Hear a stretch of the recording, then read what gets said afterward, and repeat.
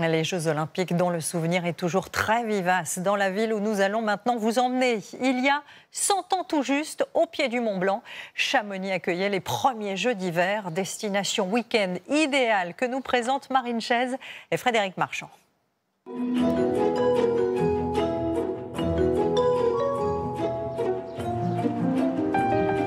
En arrivant à Chamonix, vous aurez le regard tourné vers les sommets, fasciné par ces glaciers majestueux. Au pied du Mont Blanc, la ville est le berceau de l'alpinisme. Elle continue de faire rêver les randonneurs du monde entier. Pour commencer notre week-end, nous allons prendre le téléphérique le plus haut de France, direction les îles du Midi. En moins de 30 minutes, nous passons de 1000 à 3800 mètres d'altitude. La cabine remonte le long de ce piton rocheux et ouvre les portes de la haute montagne. À cette altitude, nous avons moins d'oxygène dans le sang, notre rythme cardiaque s'accélère et vous pouvez l'entendre, on s'essouffle vite. Votre souffle sera également coupé par la vue. Un panorama sur les sommets mythiques des Alpes, dont le Mont Blanc 1000 mètres plus haut. C'est incroyable et puis d'être au-dessus des nuages, je trouve ça magnifique. Un petit mal de tête, un petit tournis en arrivant, mais on s'acclimate assez vite et on profite juste. Dans le restaurant le plus haut de France, oui, le chef aussi a dû s'acclimater. C'est presque un petit placard, votre cuisine. c'est en effet, c'est plutôt un petit placard, mais c'est pas très grand. On est coincé entre la machinerie qui est derrière et puis les terrasses qu'il y a là-bas dehors. À cette altitude, l'eau ne bout pas à 100, mais à 88 degrés. Juste au-dessus, oh, c'est incroyable. les touristes défient le vide, en chaussons, pendant que les alpinistes s'élancent le long de cette arête, à l'assaut des faces enneigées du Mont Blanc. Certains en ont ramené des trésors, des cristaux exposés dans ce musée. Alors là, vous avez une vitrine majeure de quartz, dans toutes ses formes et de toutes ses couleurs. Ici, fleurine rouge qui a été trouvée dans les années 2005 et qui est unique. Vous pouvez faire tous les musées, vous ne trouverez pas d'exemplaires de ce genre. Ces minéraux se sont formés il y a des millions d'années et se cachent dans les fissures granitiques de la montagne. Avec la fonte des glaces, de nouvelles pierres apparaissent.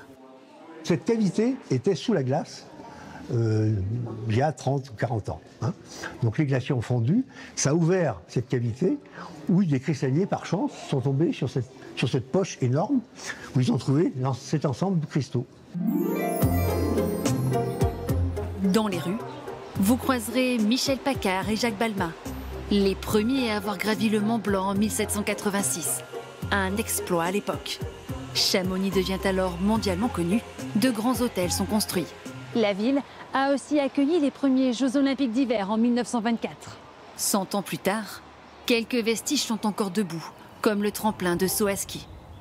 Et on va te mettre de l'autre côté. Et ici. Et on va checker, voir si c'est bien serré. Comment tu te sens? Bah ça va, T'arrives à respirer? j'arrive à respirer. Parfait. Pour notre insolite, combinaison obligatoire. L'eau n'est qu'à 3 degrés, ce qui ne semble pas dissuader Thomas, notre guide. Attention, un petit rafraîchissement et c'est parti. Notre rafting s'élance sur l'Arve, rivière alimentée directement par la fonte des glaciers. C'est vraiment un endroit unique au monde. Donc c'est la rivière la plus froide de France, voire d'Europe, voire du monde. Allez, en avant, fort, fort. Après quelques rapides, notre bateau arrive dans Chamonix, passe sous les ponts et offre un point de vue unique sur la ville. C'est vraiment chouette, ça permet de découvrir la ville de manière hyper intéressante et puis on croise des gens qui nous regardent sur les ponts, on peut faire coucou, c'est cool. 8 km de descente et une dernière surprise nous attend. Après toutes ces émotions, nous l'avons bien mérité notre nuit au chaud. Bonjour. Vous êtes bien Marie? Bonjour Marine, bienvenue. Pour dormir, nous avons choisi un mazo. Ces petits chalets en bois étaient construits à côté des fermes pour permettre aux paysans de stocker leurs objets de valeur.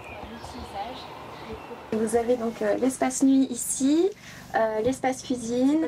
Un chalet miniature pour environ 150 € la nuit. Il y a cet esprit chalet avec un jardin, une terrasse qui plaît beaucoup et c'est beaucoup plus abordable qu'un grand chalet du même style dans les environs.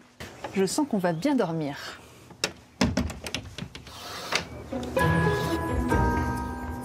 En passant une nuit à Chamonix, vous obtiendrez une carte d'hôte comme celle-ci. Grâce à elle, vous pouvez prendre le train gratuitement dans la vallée.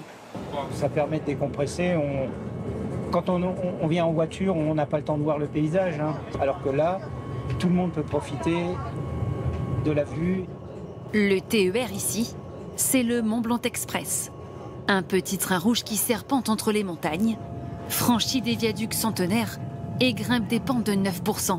On arrive à passer dans la forêt à des tunnels où il y a une rivière qui coule en dessous, à passer à d'un coup des moments très dégagés, comme un peu ici même. Le train passe dans tous les hameaux jusqu'à la frontière suisse. Chaque arrêt est une invitation à la randonnée. Ouvrez l'œil, sur les chemins, vous pourriez croiser des bouquetins ou des vaches en alpage. Bonjour. Bonjour. Comment résister justement en arrivant devant une ferme de montagne? Alors ça c'est de la tome au fenugrec.